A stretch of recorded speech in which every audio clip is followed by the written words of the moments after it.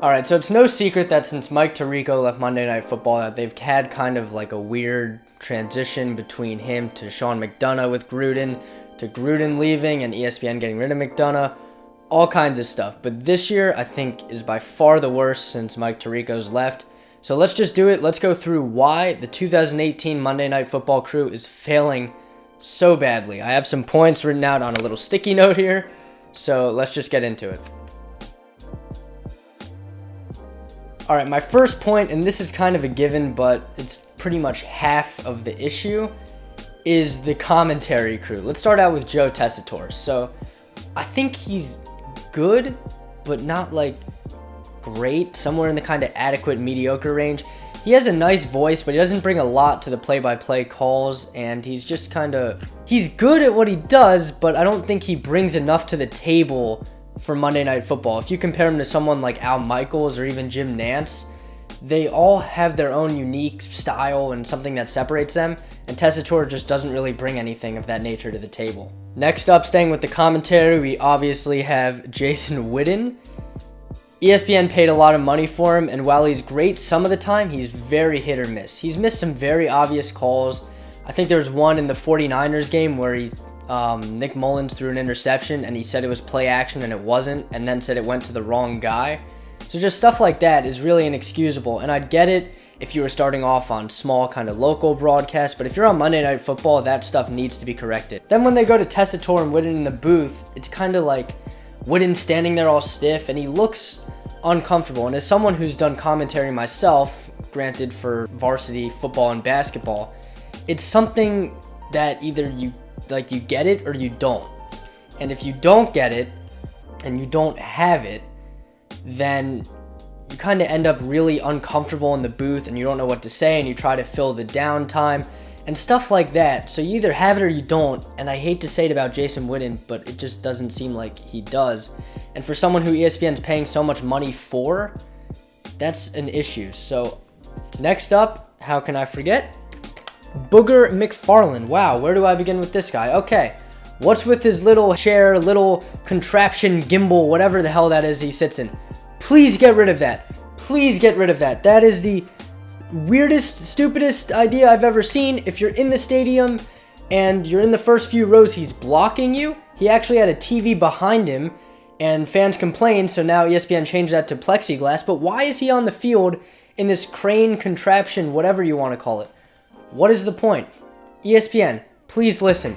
If you're having a 3-man booth, put them all in the booth. The way Booger's on the field, and then Witten and Tessitore are in the booth, and they all throw stuff at each other, but they're not even standing with each other, you can tell that something's disjointed and almost dysfunctional in the booth. It's a problem.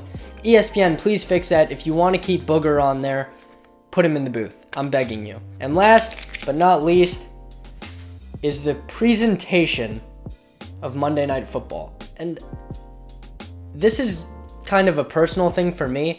I don't know what it is about the presentation, the scoreboard, all the graphics they throw up, whatever, but something about the whole presentation and the broadcast itself is kind of jarring and almost gives me a headache. And I think you could say ESPN is almost trying too hard, in the sense that, you know, whenever they talk about one little story, they have to throw up a giant graphic, or whenever they're showing a few short highlights or replay, maybe they'll throw in some music or something.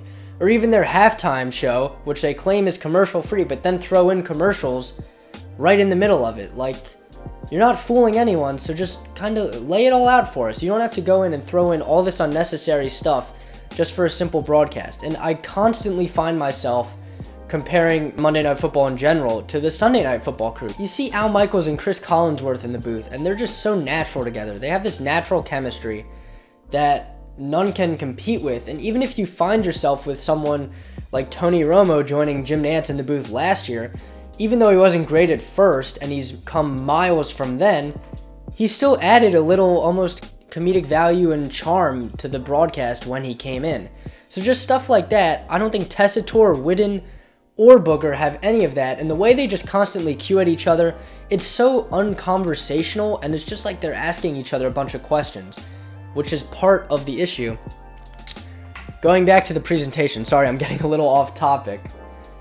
the ESPN presentation, they throw up all kinds of graphics, music, whatever, the halftime show. It's all so unnecessary. And I think they need a total revamp. Even the little things on ESPN's presentation, like their scoreboard, the 1st and 10 spot, it moves from the left side to the right side depending on which way the team's going. That kind of stuff itself gets on my nerves. It gives me a headache. It's kind of jarring. It's like, just keep it in one place so I know where to look.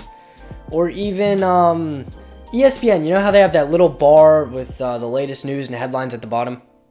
Out of nowhere, it'll come up out of nowhere, usually like halfway through the second quarter, and then it'll take up like a little amount of the screen, but then you also have the scoreboard taking up another bottom piece of the screen, and since the ESPN bar creates this weird aspect ratio, they kind of crop in the football, and then you get these black bars on the side of the screen, like ESPN. I get you do that during SportsCenter, all your other shows, and I like it then. But if I'm trying to watch a football game and you're like cropping with these bars and all kinds of stuff, it's so unnecessary, especially for an NFL game. I don't need to be seeing the hockey scores from the New York Rangers. It's just unnecessary and cumbersome, and it puts the viewer in an awkward position. I forgot the word for a second. So anyways, those are the problems I have with ESPN's Monday Night Football this year and why I think it's failing so terribly. If you have any thoughts, feedback, whatever you want to say, maybe a response, comment below. And if you're new, subscribe to the channel. This was a little different video. I didn't have a lot of time to make this. It was just something on my mind. But if you guys have any thoughts, just leave a comment and be sure to subscribe if you're new.